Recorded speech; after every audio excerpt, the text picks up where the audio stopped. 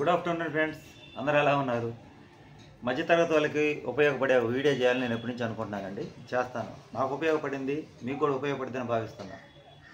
మనం ప్రైవేటుగా కంపెనీలో జాబ్ చేసుకునే వాళ్ళు కావచ్చు, లేకపోతే రోజువారీ డైలీ లేబర్ స్వతంత్ర వృత్తులు కావచ్చు, రోజు ఏదైనా పనులకు వెళ్ళే వాళ్ళు కావచ్చు, ఎవరైనా సరే మన మధ్యతరగతి వాళ్ళకి ప్లానింగ్ అనేది లేకపోతే చాలా ఇబ్బంది పడతామండి.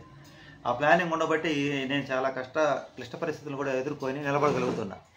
ఎందుకంటే మనకు పెద్దలు ఇచ్చిన స్థిరాస్తులు ఉండొచ్చేమో కానీ మన దగ్గర డబ్బులు కానీ లేకపోతే ఆస్తులు కూడా విలువ ఉండదు. ఎవరో ఒకరి దగ్గర తాకట్టు పెట్టేస్తాం, కూడికి నెలకు అమ్ముకుంటాం. అలాంటి పరిస్థితి రాకూడదంటే మనకి కాలం అనుకూలంగా ఉండి మనకు పనులు సక్రంగా జరిగేటప్పుడు వాటిలో కొంత మన సంపాదనలో ఒక 30% కానీ దాచిపెట్టుకోగలిగితే నీకు ఏ పరిస్థితి అయినా అప్పుడప్పుడు క్లిష్ట పరిస్థితులు వస్తుంటాయండి. అలా దాచిపెట్టుకోగలిగితే కష్టకాలాన్ని ఎదుర్కోవచ్చు. ఒక తుఫాన్ వచ్చిందనుకోండి, అన్ని ఇళ్ళని కూలిపోతాయి. మళ్ళీ 6 నెలల కల్లా మళ్ళీ కొత్త సమాజం నిర్మితమే ఇంకా బాగుంటుంది. అలాగే ఒక మార్పు అనేది అప్పుడప్పుడు మనకు జరుగుతుంటుందండి జీవితంలో. మనం చేసే వృత్తుల్లో పోటీ రావచ్చు, సరే మనం చేసే ఉద్యోగాల్లో వాళ్ళు తీసేయచ్చు.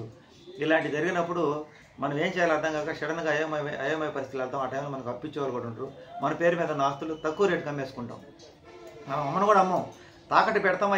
ఇంకా మనం అమ్మే రేటు కన్నా కూడా ఇంకా తక్కువకి వెళ్ళిపోతాయి, వాళ్ళకి సొంత స్వాధీనం చేసేసుకుంటారు. ఇలాంటి పరిస్థితి రాకుండా ఉండాలంటే ముందు ఆలోచన, ముందు చూపు అనేది ఉండాలండి. మనకి ఎప్పుడైనా సరే మనకి వ్యతిరేక పరిస్థితులు ఒక 6 నెలలు 1 సంవత్సరం కన్నా ఉండవండి.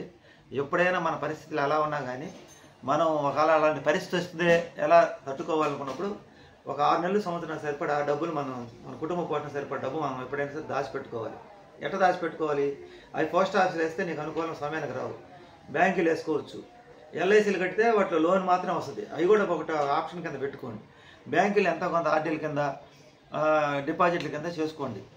అలా కొద్దిగా పొదుపు చేసి పెట్టుకోండి. వాటి గురించి మర్చిపోండి. ఇప్పుడు ఉదాహరణగా నేను 2022 దాకా మా అమ్మ ఉంది. నాకు అమ్మ సపోర్ట్ ఉంది. అమ్మ నాకు నెల డబ్బులు పంపించేది. అమ్మకి సడన్గా క్యాన్సర్ వ్యాధి అని తెలిసింది. అమ్మ క్యాన్సర్ వ్యాధి అనేది అమ్మని చూసుకోవడానికి బాగుంటే ఇక్కడ పని మానుకోవాలి. అదే సమయంలో నాకు పోటీగా వేరే ఒక పెద్ద షాప్ పెట్టారు. అంటే వాళ్ళు అన్ని పనులు చేసేవాళ్ళు, నేను కొద్ది పనులే చేస్తా. అదొక షాక్ అయింది. కొత్త వాళ్ళు ఎప్పుడు పెట్టడంలోనే మన కస్టమర్లందరూ మన గురించి ఆలోచన చేయరు. అప్పుడు దాకా వాళ్ళకి ఏదో ఒక మన మీద ఇది ఉంటుంది. అందరూ పక్కకి వెళ్ళిపోతారు. మనిషికుండే లక్షణం అది.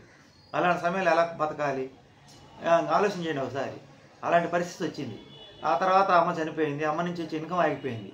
తీరా తర్వాత ఇక్కడికి వచ్చేసరికి కొంచెం పని మళ్ళీ సక్సెస్ అవుతుంది అనుకునే లోపల ఇంకొకరు షెడ్ పెట్టారు. మళ్ళీ ఈ కస్టమర్లు, అతని కస్టమర్లు, ఆ కస్టమర్లు మొత్తం అతను కొత్త కాబట్టి అతని దగ్గరికి వెళ్ళిపోయారు.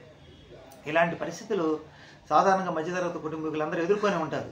నేను చెప్పేది ఏంటంటే ఇలాంటి పరిస్థితి వచ్చినప్పుడు అప్పులకు పోతే తర్వాత మన పరిస్థితి పక్కనప్పుడు మన జీవితం అంతా అప్పులు కట్టడం జరిపోయింది. అదే మనమే కాస్త కూస్త దాచిపెట్టుకుని ఉన్నాం అనుకో, ఈ పరిస్థితిని ఎదుర్కోవచ్చు. ఉదాహరణకి ఇప్పుడు నాకు 3 నెలల నుంచి అసలు పని లేదు. షాప్ రెంట్, ఇంటి రెంట్ వచ్చేది కష్టం అవుతుంది. అయినా జీవించగలుగుతున్నా. ఆ ఎల్ఐసీలో ఏమిటి లోన్లు తెచ్చుకొని ప్రస్తుతం నటన జరుపుతున్నాం. ఒక 6 నెలలు పోయేరికి మళ్ళీ వాళ్ళు బోరు కొడతారు. మళ్ళీ తిరిగి మన కస్టమర్లు మన దగ్గరికి వస్తారు. కానీ అప్పుడు దాకా తట్టుకునే శక్తి మన దగ్గర ఉండాలంటే ముందు చూపు ఉండాలండి. ఇదే సుబ్రహ్మణ్యం చెప్పే ఆర్థిక మాట. ఎప్పుడైనా సరే మనం చేసే ఉద్యోగం కానీ పని కానీ పోయినప్పుడు 1 సంవత్సరం పాటు మనం కూర్చొని తిన్నా కూడా ఇబ్బంది లేకుండా జరిగేది. మళ్ళీ ఇంకొక పని చూసుకునేదాకా, లేకపోతే ఇంకొక వ్యాపారం చూసుకునేదాకా, ఒక ఉద్యోగం చూసుకునేదాకా కూర్చొని తినగలిగేటువంటి ఆర్థికంగా మనం డబ్బునైతే పొదుపు ఎప్పుడు చేసుకోగలుగుతామో అప్పుడు మనం ఎవరు చిక్కాల్సిన అవసరం ఉండదు. కష్టాలు బారుకుంటూ సుఖాలు బారుకుంటావు కదా. అది భగవంతుడు ఈ లోపల ఏదో దారి చూపిస్తాను. నేను చెప్పే సూత్రం అది. నచ్చితే పాటించండి, నచ్చకపోతే వదిలేండి, మీ ఇష్టం. Thank you friends.